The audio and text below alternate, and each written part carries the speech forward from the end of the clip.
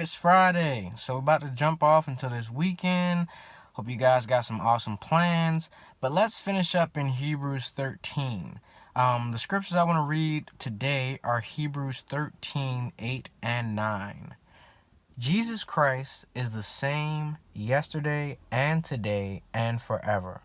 Do not be led away by diverse and strange teachings, for it is good for the heart to be strengthened by grace, not by foods which have not benefited those devoted to them.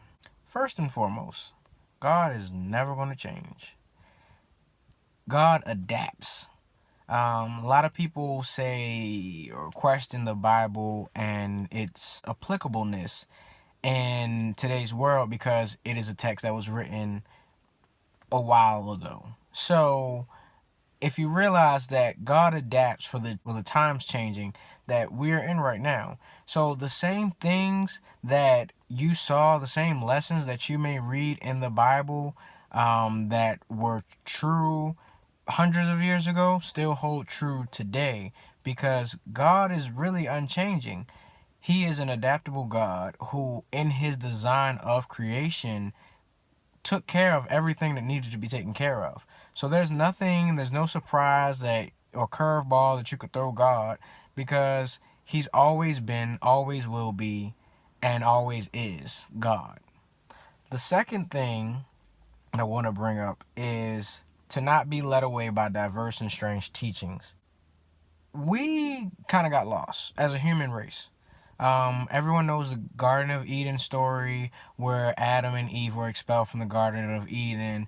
And from that point forward, we had to kind of fend for ourselves. Recognize that in that we chose independence from God.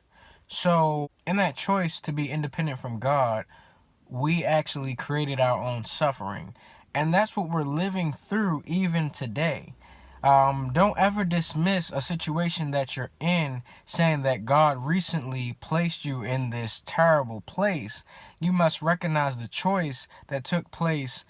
It may have been hundreds of years ago. It may have been one of your ancestors, or it may have even been you, a choice that you made that you didn't think that much about, that is playing out now and affecting your life later.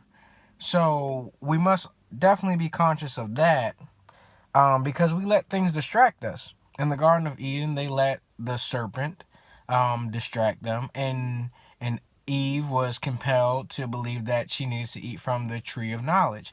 And, now in today's world, sometimes we might see a video, we might read a book, we might watch a movie, or we might be listening to music that affects us and it leads us away because it's a diverse and it's a strange teaching. It's not the word of God. We must keep our spiritual of discernment ready to go, because we got to be able to determine what it is that is for us, that is from God. So always be vigilant about that.